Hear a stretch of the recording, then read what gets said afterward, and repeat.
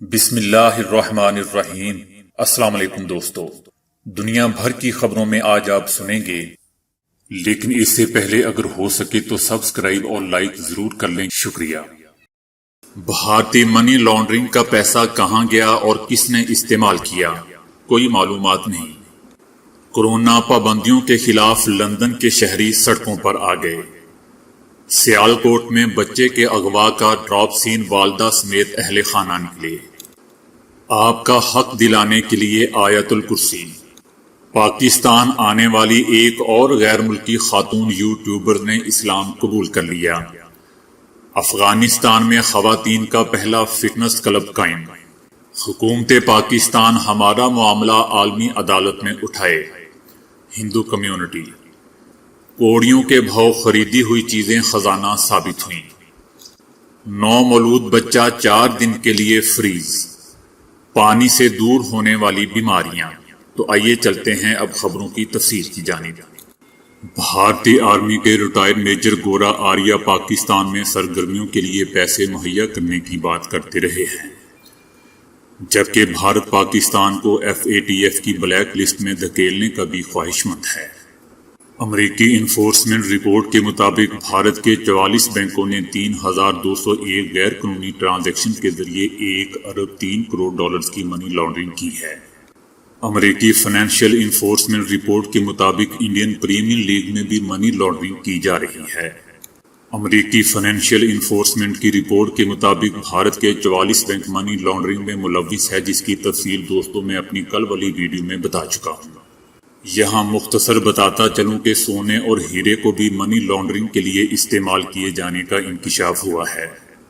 Money laundering کا پیسہ کہاں گیا اور کس نے استعمال کیا، اس کے متعلق کوئی معلومات نہیں ہیں۔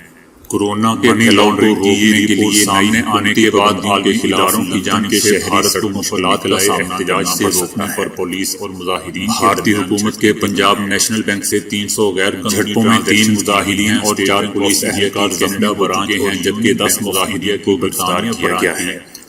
مبینہ منی پولیس کا کہنا ہے کہ مظاہرین کی جانب سے بتایا جا رہا ہے کہ سب سے زیادہ منی لانڈرنگ بھارت کے HDFC بینک سے ہوئی ہے۔ HDFC بینک سے 327 ملین ڈالرز باہر بھیجے۔ پاکستان کے شہر سیالکوٹ سے بچے کے اغوا کا ڈراپ سین ہو گیا ہے۔ اہل خانہ کی طرف سے مخالفین کو پھنسانے کے لیے اس کے اغوا کا ڈرامہ رچایا گیا۔ والدین اور رشتہ داروں کے خلاف تھانہ ایئرپورٹ میں ایک FIR درج ہے۔ والدین کی طرف سے اپنے مخالفین کو پھنسانے کے لیے جھوٹے اغوا کا ڈرامہ رچایا گیا۔ بتایا جا رہا ہے کہ چند روز قبل پولیس کو اغوا کے حوالے سے فون کال موصول ہوئی، جس کے بعد پولیس جائے وقوع پر پہنچی تو اہل خانہ نے بتایا کہ ان کے بچے کو اغوا کر لیا گیا ہے۔ تاہم اغوا کے اس مقدمے کے اندراج کے بعد جب پولیس کی طرف سے جدید طریقہ تفتیش اپناتے ہوئے معاملے کی چھان بین کی گئی تو انکشاف ہوا کہ اغوا کرنے والے اس کے والدین ہی ہیں۔ والدہ نے اپنے دیور اور دیگر ملزمان کے ساتھ مل کر اس کو اغوا کیا تھا۔ لوگوں کی خواہش کے مطابق ہر چیز نہیں ملتی، لیکن بعض اوقات آپ کو اپنا حق ہی نہیں مل رہا ہوتا، جس کی وجہ سے آپ بے چین ہوتے ہیں اور پھر کام میں بھی جی نہیں لگتا۔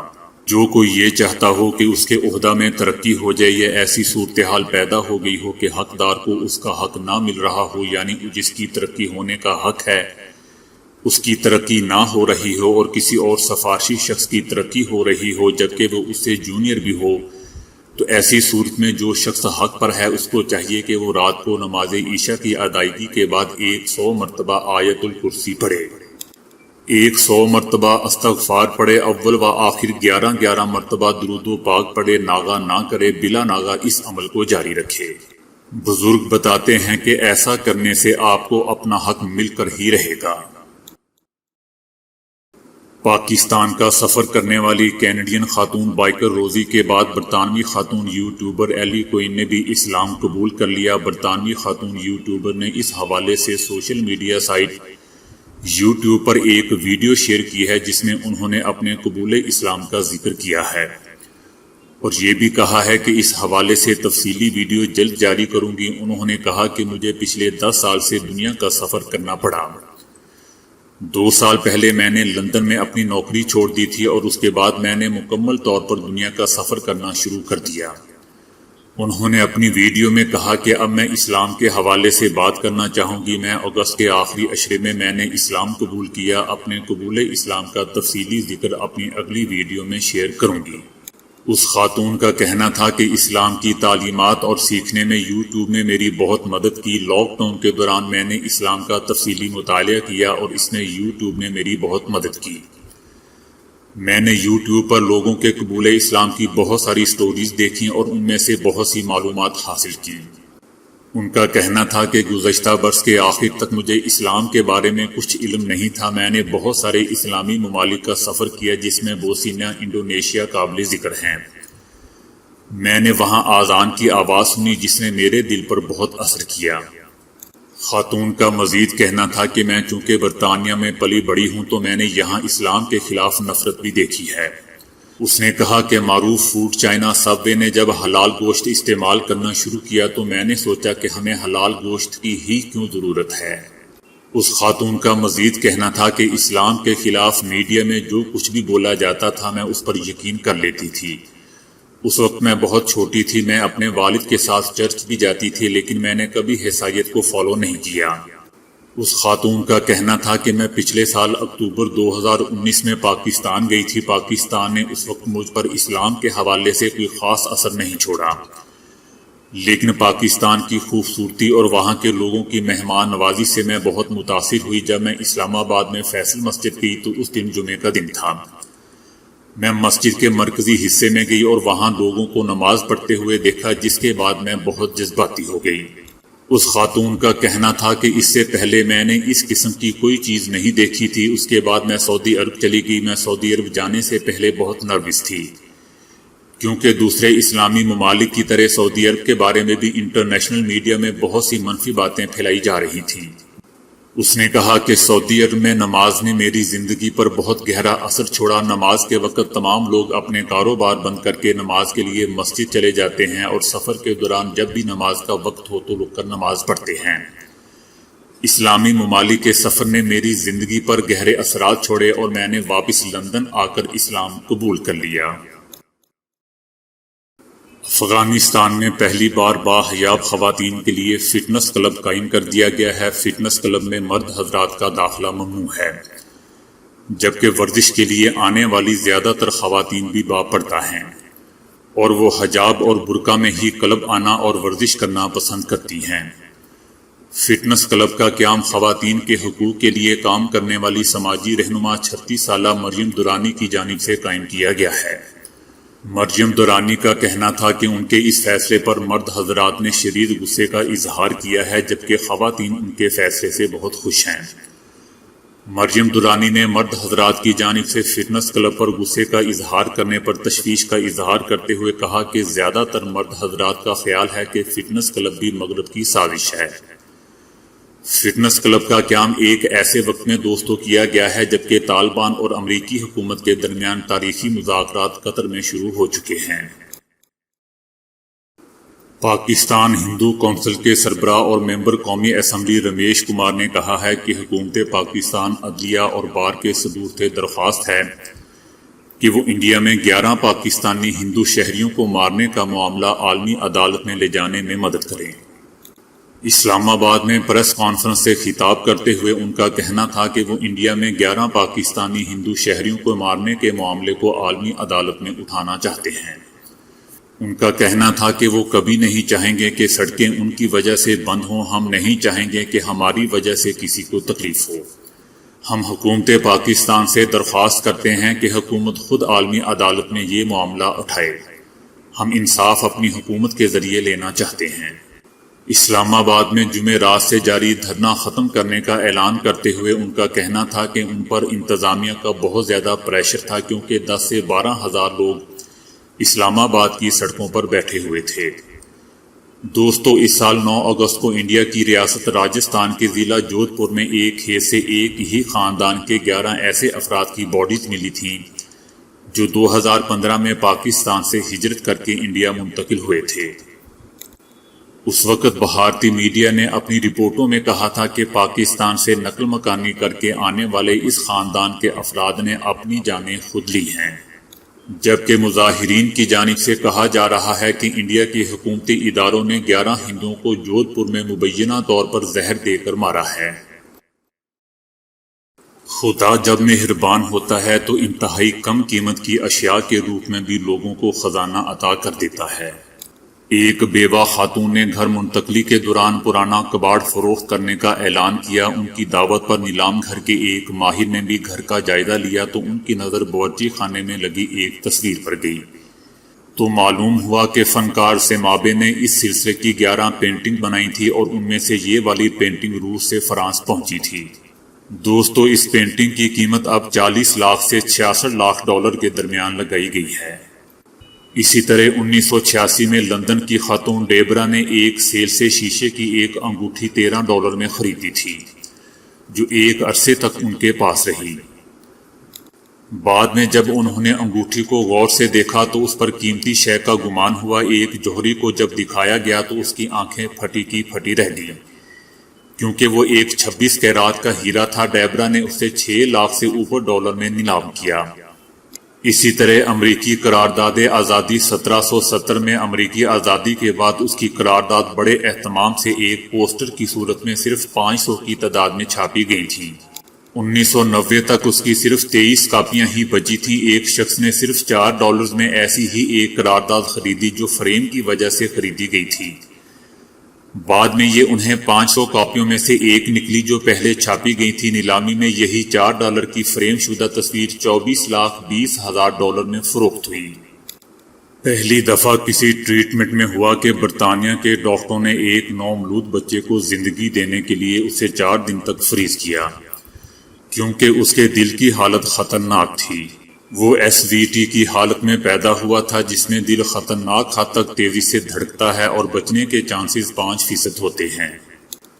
اس کا دل پیدا ہوتے ہی 300 دفعہ فی منٹ سے زیادہ تیز رفتار پر دھڑک رہا تھا، جبکہ نارمل دل کی رفتار 160 ہوتی ہے۔ ڈاکٹرز نے اس بچے کو ایک کمبل میں لپیٹ رکھا تھا تاکہ بچے کا ٹیمپریچر گر جائے، تاکہ اس کے اہم اعضاء جیسا کہ دماغ محفوظ رہ سکے۔ بچے کی ماں کا کہنا تھا کہ اپنے بچے کو اس ٹھنڈ میں دیکھ کر بہت برا لگتا تھا، ایسا لگتا تھا کہ جیسے وہ مر چکا ہے۔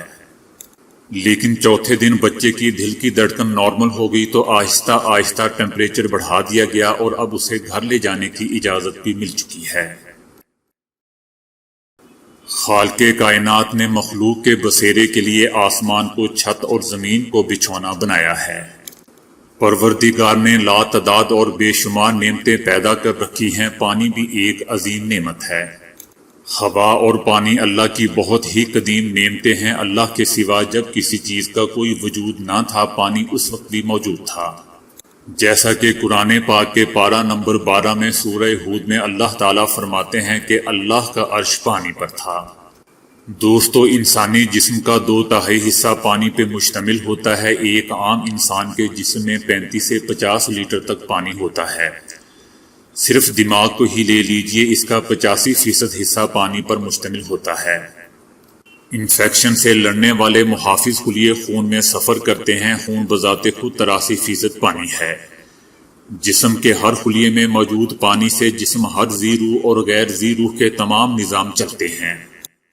ڈاکٹرز کے مطابق جسم میں ڈی ہائیڈریشن یا پانی کی کمی سے جو نقصانات ہو سکتے ہیں وہ یہ ہیں: چکر کا آنا، تھکن اور کمزوری، منہ کی خشکی اور بھوک کی کمی، سانس کا پھولنا، سر میں درد اور بھاری پن، نظر میں کمی اور دھندلاہٹ، قوت سماعت میں کمی، نبض کی رفتار میں اضافہ، چال اور رفتار میں لڑکھڑاہٹ، اور اس کے علاوہ شوگر۔ ڈاکٹرز کا کہنا ہے کہ یہ سب چیزیں ڈی ہائیڈریشن یعنی پانی کی کمی سے ہوتی ہیں۔ اس کے علاوہ ڈاکٹرز کا کہنا ہے کہ جسم میں پانی کی کمی سے خون گاڑھا ہونا شروع ہو جاتا ہے، جس سے اس کے بہاؤ میں رکاوٹ آنے لگتی ہے، اور پورے جسم تک خون پہنچانے کے لیے دل کو زیادہ محنت کرنا پڑتی ہے۔ ہائی بلڈ پریشر کی صورت میں جسم میں پانی کی کمی ہونے سے خون کی نالیاں تنگ ہونا شروع ہو جاتی ہیں، اس سے بھی دل کو زیادہ محنت کرنا پڑتی ہے۔ امریکی ریاست کولمبیا کی یونیورسٹی آف ساؤتھ کیرولینا سے وابستہ ڈاکٹر مارک ڈیوس کا کہنا ہے کہ ہماری بیشتر تکالیف کا تعلق ناکافی غذا کی بجائے کم پانی پینے سے ہے۔ کیلیفورنیا یونیورسٹی کے شعبہ تحقیق کی ایک سربراہ ڈاکٹر جیکولین نے کہا ہے کہ حسب ضرورت پانی نہ پینا دل کے لیے اتنا ہی نقصان دہ ہے جتنا کہ تمباکو نوشی۔ ان کا کہنا ہے کہ جو افراد پانی کی جگہ مشروبات، چائے، کافی استعمال کرتے ہیں ان میں بھی دل کے دورہ پڑنے کے خطرات دگنا ہو جاتے ہیں۔ دودھ اور پھلوں کے رس کے ساتھ ساتھ صاف پانی زیادہ پینا چاہیے کیونکہ اس سے جسم میں موجود اضافی نمک خارج ہونے میں مدد ملتی ہے۔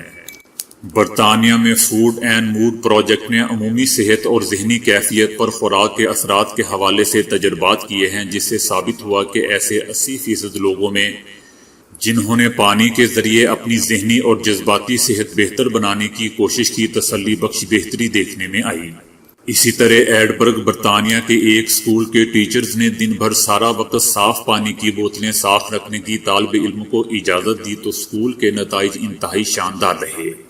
ڈاکٹرز کے مطابق صاف پانی پینے سے جن بیماریوں سے افاقہ ہوتا ہے ان میں درد سر، بلڈ پریشر، ٹی بی، لکوہ، تیزابیت، بے ہوشی، قبض، کھانسی، بلڈ کولیسٹرول، شوگر، دمہ، آنکھ کے امراض، ناک اور گلے کے امراض، اس کے علاوہ جگر کے امراض۔